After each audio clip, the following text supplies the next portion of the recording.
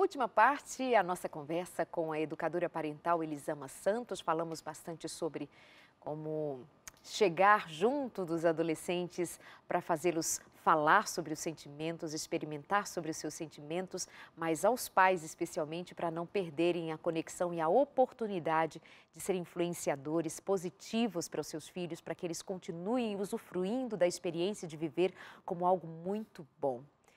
Se o seu filho está precisando de ajuda, busque ajuda para ele. Não tema reconhecer que você pode ter falhado em alguma questão, mas que a vida é assim, a gente precisa encarar. Não tem um manual em que a gente faça um vestibular em uma faculdade para ser pai e mãe. A gente erra, erraram conosco, nós erramos com os filhos. Está tudo certo reconhecer isso e passar a bola adiante, buscando ajuda a quem pode nos ajudar. Ah, meu filho não quer ir a um psicólogo, a um terapeuta. Acontece, não é, Elisama? Vai os pais procurar ajuda, como por exemplo, você oferece os cursos, as oficinas, os workshops, os pais vão lá aprender, buscar, saber e assim nós vamos tocando a vida e nem sempre fomos nós quem erramos tudo. Na verdade, nós podemos ser mais ajudadores se nós pensarmos que nem tudo é tão culpa minha assim. Agora que eu tenho um privilégio de ajudar muito, ou se tenho. E quando atrapalho, atrapalho bem também. Elisama, se eu te pedir para dizer alguns títulos de alguns livros que você basicamente oferece para quem está começando agora a dar atenção a esse tema, você consegue indicar para a gente alguns? Consigo sim. Primeiro eu quero falar que o meu próximo livro, Educação Não Violenta, que é totalmente esse tema, ele vai sair em janeiro do ano que vem pela editora Paz e Terra, né? Pelo grupo editorial Record. Nós temos o Disciplina Positiva, da autora Jane Nelson, que é um livro muito bom a respeito disso. Temos o Como Falar para o Seu Filho Ouvir e Como Ouvir para o Seu Filho Falar, que é o meu livro predileto em relação à educação. Eu amo esse livro. Ele é fácil, ele tem desenhos, histórias em quadrinho para você, os exemplos bem práticos, sabe? Eu acho que ele é o livro para quem quer falar, que tem os filhos, como falar para o seu filho ouvir e como ouvir para o seu filho falar. Para quem tem crianças maiores e adolescentes, ele é maravilhoso. E para quem tem criança entre 1 e 5 anos, tem o Já Tentei de Tudo. Ele é ótimo também, tem exemplos muito práticos. Ele é bem bacana, é pela Sextante e ele traz formas muito fáceis de você começar a aplicar hoje, que eu estou falando aqui. Muito bom, então tá aí 3 dicas de livros. Elisama sempre dá dicas de leitura no seu Instagram, né? Isso. E então anota esses 3 aí, tá bem? O que mais? Para nós irmos finalizando essa série de 3 programas sobre educação não violenta, nós falamos um pouco de tudo. Lá no primeiro, sobre como lidar com as birras, com as teimosias. Passamos um pouco pelos adolescentes, passamos pelo mal-estar que muitos pais enfrentam e muitas vezes se desesperam. Que seria tão significativo para nós deixarmos para quem está fechando esse ciclo e que nunca tinha parado para pensar nos temas ditos aqui? Eu acho que é bem importante a gente lembrar que nós estamos sempre fazendo o nosso melhor. E que mesmo que você nunca ouviu falar em nada do que a gente conversou aqui, e até ontem você fazia chantagem emocional, até 10 minutos atrás você fazia chantagem emocional com teu filho, e você batia, e você brigava, e você falava, olha, eu vou morrer por sua causa, eu não aguento, eu vou ficar doente por causa de você. Você estava tentando fazer o teu melhor. Reconhece isso, reconhece esse esforço. Por que eu falo tanto em cuidar de si mesmo, em reconhecer o próprio esforço, em acolher as próprias emoções? Porque a forma que nós estamos nos sentindo interfere na forma que nós vamos lidar com as nossas crianças. E se eu estou me sentindo culpada, eu estou com vergonha, eu não aceito a minha raiva, quando a minha raiva vier, eu não vou saber lidar com ela. E muito provavelmente vou descontar ela todo dia no meu filho. Então, o exercício de educar é um exercício que começa por dentro. É o rever a minha relação comigo mesma. Como que eu lido com os meus erros? Qual que é a minha imagem da mãe ideal? O que eu espero de mim mesma? Eu vejo mães, às vezes, Darleide, que elas têm uma cobrança tão grande em quem elas devem ser. Uma lista do que elas deveriam fazer tão grande, que você olha e faz, mas não tem como essa pessoa não viver frustrada. Porque ela nunca vai atender as expectativas que ela bota acima dela mesma. E aí ela vive frustrada, e ela vive irritada, e ela vive brigando com os filhos, ela fala como que eles amam, não consigo lidar com os meus filhos com empatia. Mas se você não se escuta, se você não deixa que os teus sentimentos reverberem dentro de você, muito dificilmente você vai criar espaço para escutar o teu filho. E você vai conseguir equilíbrio emocional para lidar com o teu filho. O equilíbrio emocional para lidar com ele começa no equilíbrio que eu adquiro a lidar comigo mesma, com compaixão. Mas especialmente a mãe vai dizer assim, Elisama, eu estou lidando com um divórcio, pode ser o pai também. Mas as mulheres muitas vezes assumem muito para si, num sentido muito intenso, né? E ela vai dizer, Elisama, eu estou enfrentando um divórcio, eu estou enfrentando uma crise conjugal gravíssima, eu estou tendo que sair para trabalhar todos os dias, deixo esses meninos na creche, eu estou cansada, eu estou com depressão, eu tenho síndrome do pânico, eu não sei o que eu faço. Aí você vai dizer, mas você precisa se cuidar antes de... É difícil até reconhecer que você precisa mudar. Mas aí que está a chave, sabe, Darleide? Reconhecer que eu não tenho que dar conta de tudo. Reconhecer que eu não tenho que dar conta dessa casa impecável, reconhecer que eu não tenho que dar conta desse trabalho impecável, eu não tenho que dar conta de ser perfeita. Porque a sociedade cobra isso, principalmente da mulher.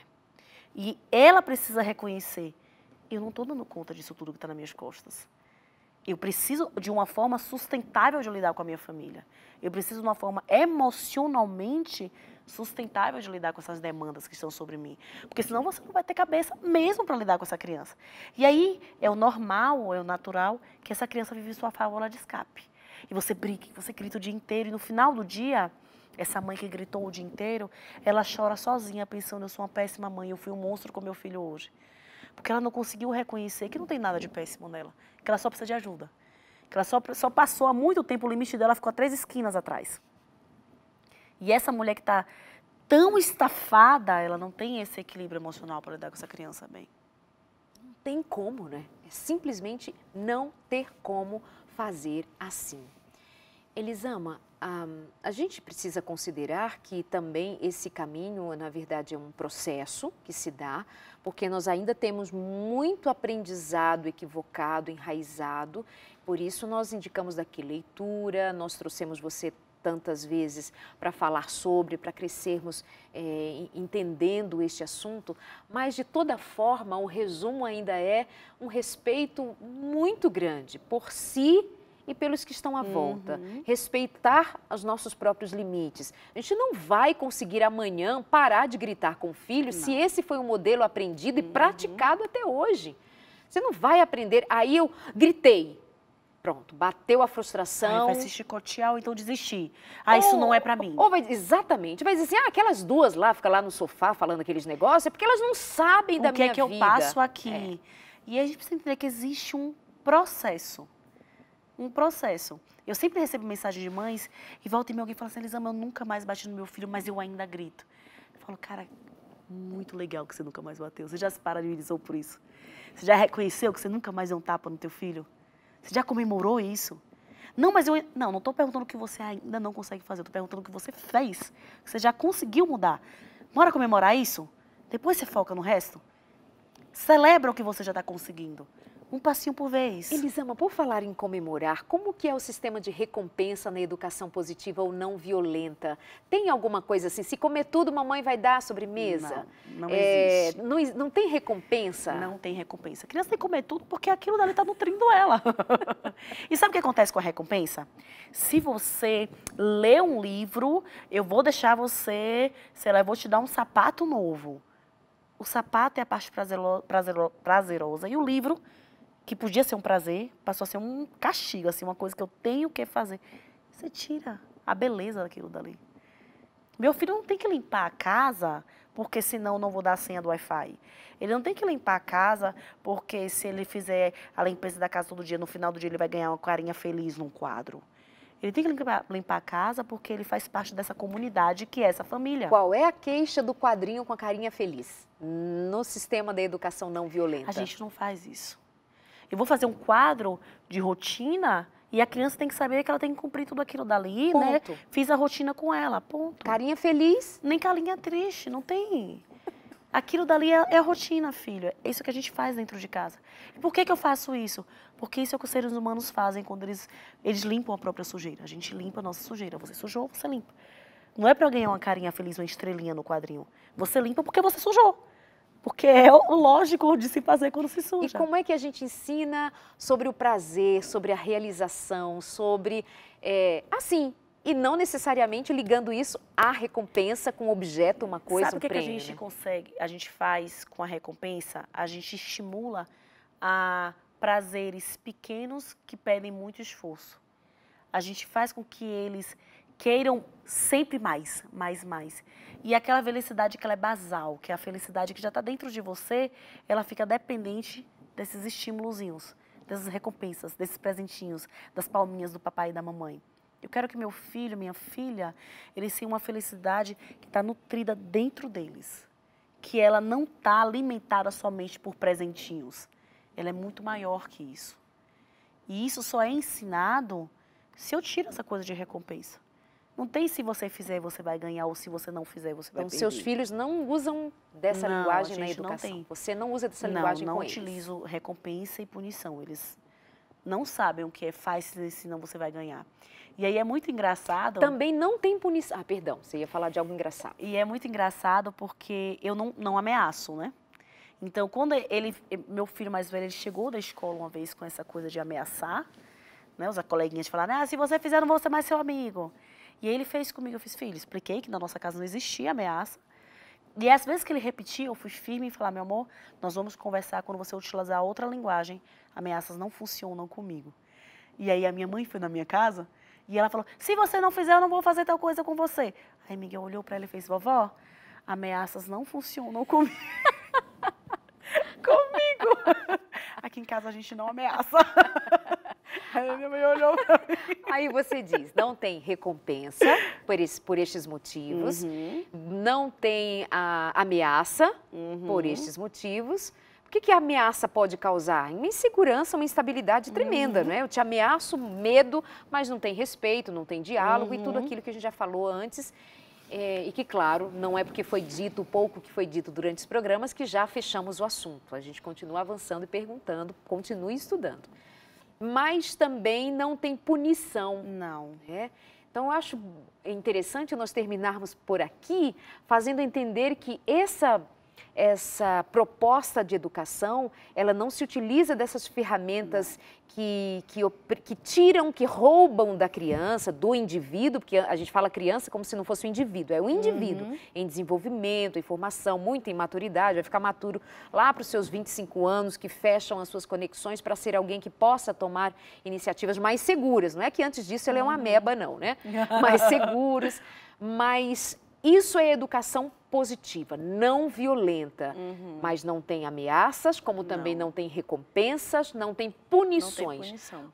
Vamos só relembrar, como é que você chama a responsabilidade seu filho, sua filha, quando ela errou? Ou os pais devem chamar a responsabilidade os filhos quando eles erraram, porque eles erram. E a gente precisa trazer para o prumo, porque isso não é educação permissiva, faz o que quer, do jeito que quer, na hora que quer, sem regras, etc. De forma alguma. Só nos ajuda fechando essa questão. A gente precisa perceber que o foco deve ser na solução de problemas e não na punição.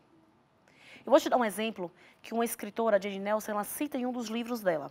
Ela fala que uma professora tinha uma sala de aula e que as crianças estavam chegando sempre atrasadas na hora do intervalo. Batia o sinal e as crianças demoravam a voltar.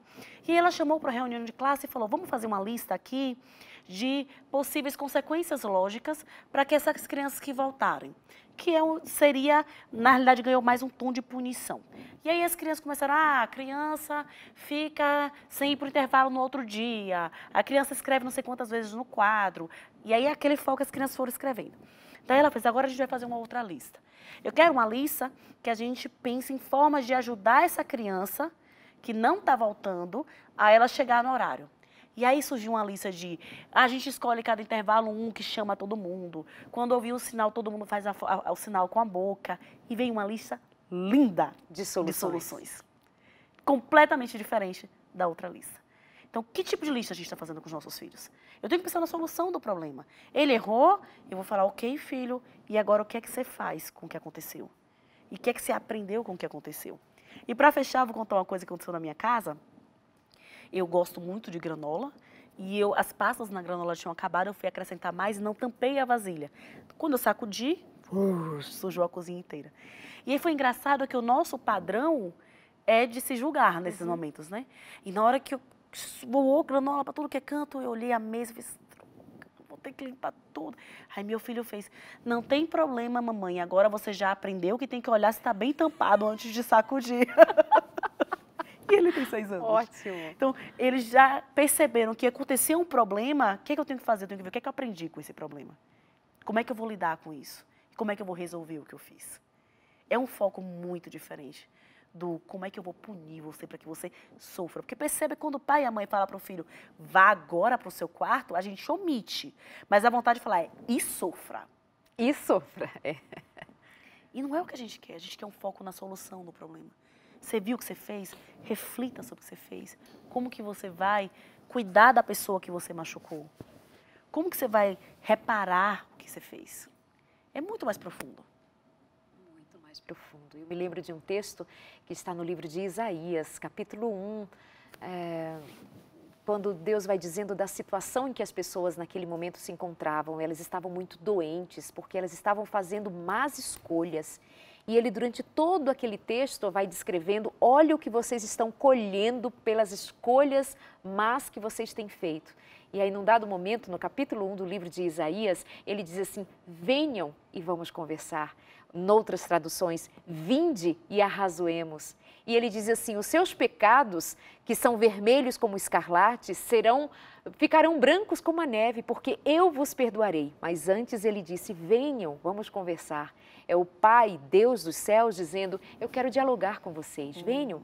Quando a gente não escuta mesmo e não está disposto a fazer mudanças irredutíveis, ele manda Jesus na cruz para dizer, olha, eu vim. Façam essa escolha de virem a mim, porque eu tenho um negócio bom para te dar. Mas a gente continua insistindo que Deus é mau, que Ele só proíbe, que Ele é carrasco. Isso não teria a ver com o tipo de educação que nós recebemos?